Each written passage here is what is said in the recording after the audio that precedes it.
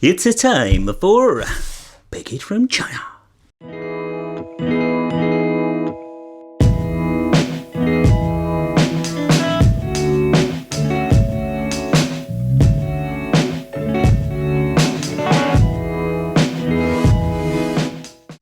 Welcome to the Wicked Gamer and Collector. It's awesome that you're tuning in. So in today's video we are going to talk about, again, the jungle of Pandora. Because there are a lot of Pandora boxes out there, and yeah, if you click this video, this means you really want to buy one or you're interested in one and you really no clue what to buy. So in this video we are going to discuss the Pandora Saga 90 game system. Yeah, there are a couple of different versions out there. We have the full device, we have a single player, portable, you name it. There are different form factors of these Pandora boxes. But we're going to talk about the Pandora box game system. Basically what they did is the following thing. Okay, so let's talk about the Pandora Saga 90 game system. What is this system? Basically it's a main board that they put in a plastic casing. Some of the Pandora box arcade machines come with the casing and the main board, some only with the main board. But if you were wondering why they are saying Pandora Saga 3D, because they messed it up. I'm guessing this is just a basic casing they have laying around from the Pandora 3D Saga. That is the, or Saga, I need to pronounce correctly. And what they are just doing is just grabbing a casing, put a main board in this case the Pandora Saga 9D, and they are going to give you a lot of extra stuff to make this more like a game console. Yeah. So what you're going to get is very simple. You're going to get a power supply. It depends a little bit where you buy it. Some are just giving you the basic 12 volt. This is more like the other version where you need to put a cable at the other side. Here we have the HDMI cable, same story. I got the deluxe edition. I really like this one. The woven version, very nice quality. Sometimes you're just going to get a cheap version. We're having the controller, of course. And we're having the on-and-off switch. And I'm thinking the on-and-off switch, yes, I'm going to show you why. Because if you plug it in like this, it doesn't boot up. So what you're going to need to do is put in the cable over here in this connector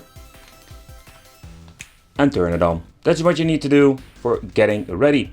So if you want to assemble it in your Pandora, let's say arcade machine, or in your portable Pandora 2-player version, it's possible because it has the original EDA connector over here. But we're not going to use it. We're going to use it like this. If it comes to the controllers, I just need to warn you a little bit. So first of all, you're having the PlayStation ripoff. This is basically just a PlayStation 2 controller ripoff, and I must say they are not bad. We're having different versions. This is a single player version. We also have the 2-player version that has basically one wire and 2 controllers, and we're having the wireless that comes with a little dongle, 1 dongle, 2 controllers. Also we're having this controller. Some of these Pandora game systems give you this controller, or Sal's giving you the controller with the system. And I can tell you, if you see this, oh, run away, avoid this, because this thing is freaking horrible. Horrible D-pad, you can already hear it. It got some extra features like some extra buttons like turbo, you can go to the setting menu, you name it, but these things are pretty crap. So if you see this, avoid it.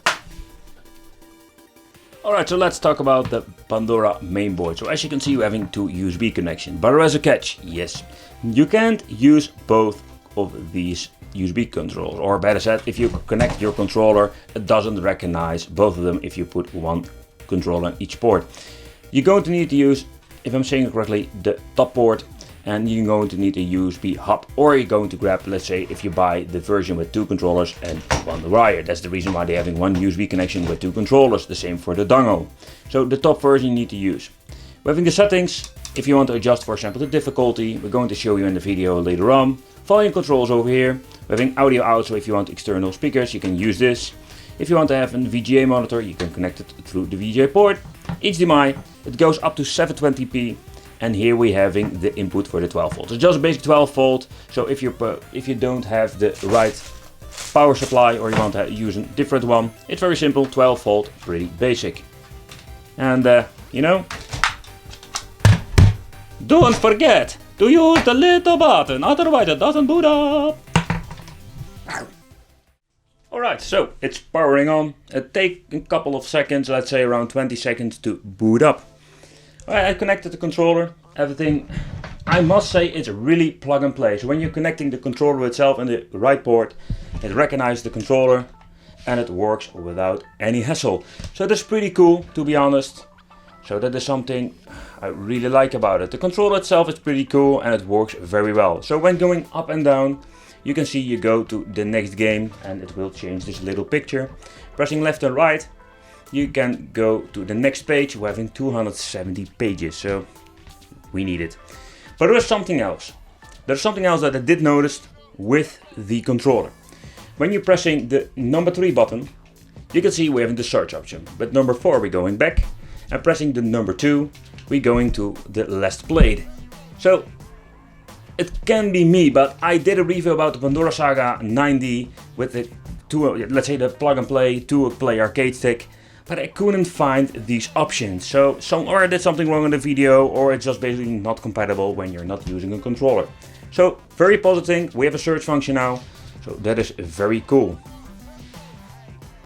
Alright, so I promised you to show you the settings menu, the EO testing. So far I know you cannot use it because this is only from when you're putting this thing in a main board or in an arcade stick with the EDA connection. We're having custom buttons, and this is something that is very interesting. And I'm going to try to get in the menu. Need to press number 1 for it. And as you can see, we can adjust the joystick. That is something I've never seen before in previous models.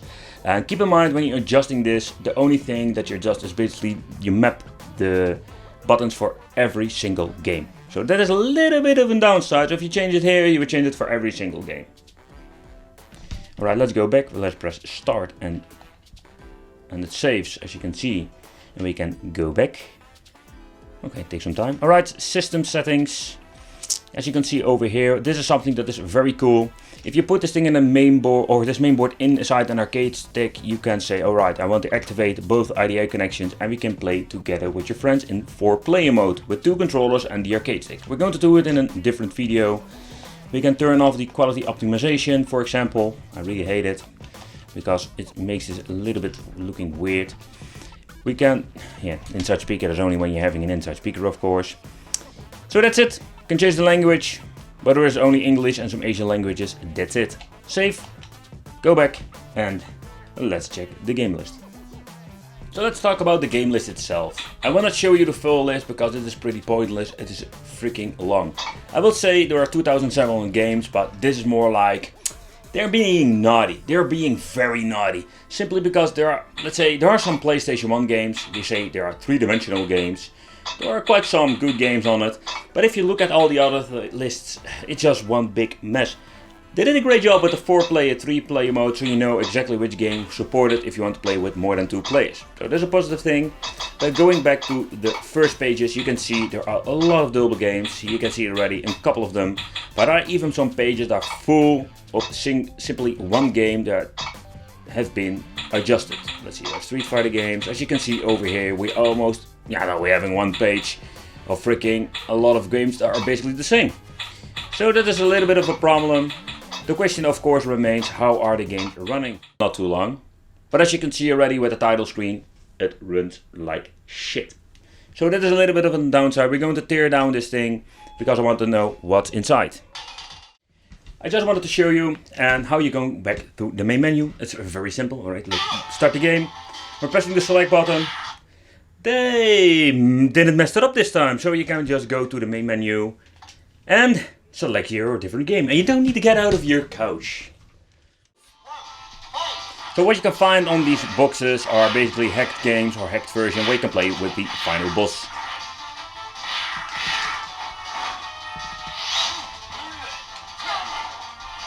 Runs like a charm.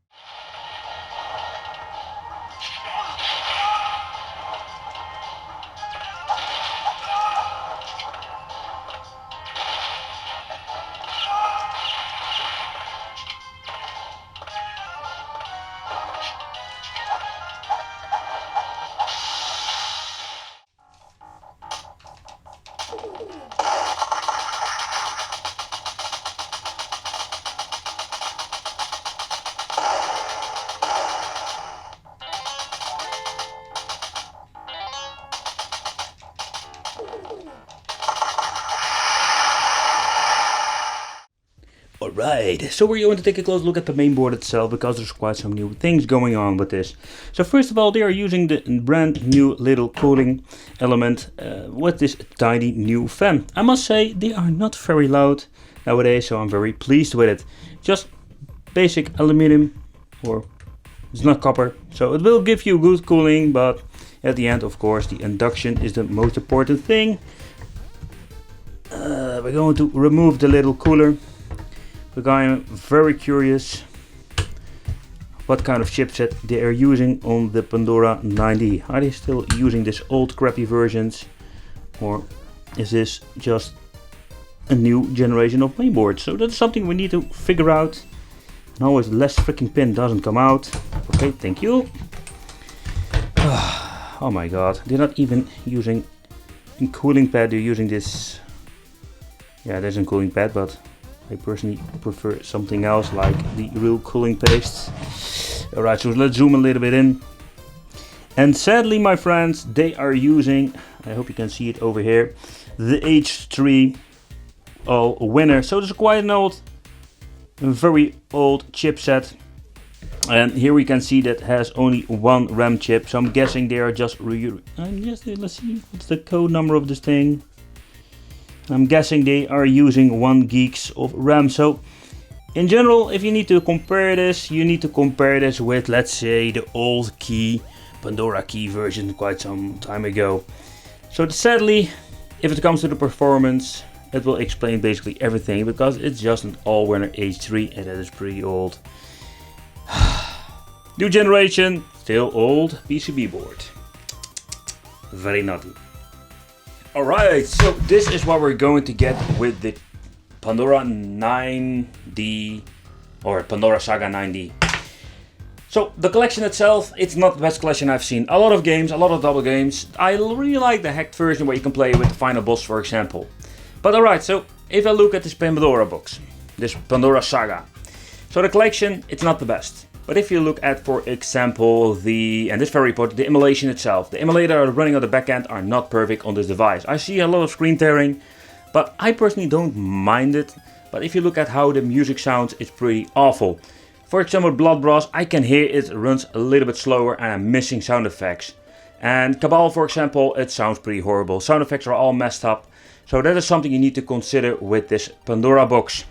Not the best one I've reviewed, and with the controllers, keep in mind, you're stuck with the Chinese version. You can't use the Xbox 360, for example, or on PlayStation 3, PlayStation 4, or whatsoever. So you're stuck with the Chinese version. The D-pad, it's decent for adventure games, but if you want to play fighting games, I really hate it, and I'm always using the analog stick, because I can't get any moves out with the D-pad. So this is what you're going to get. I want to thank you for watching. It would be great to have you here in the Wicked family, so consider to subscribe, hit the little bell. And that means I will see you in my next video.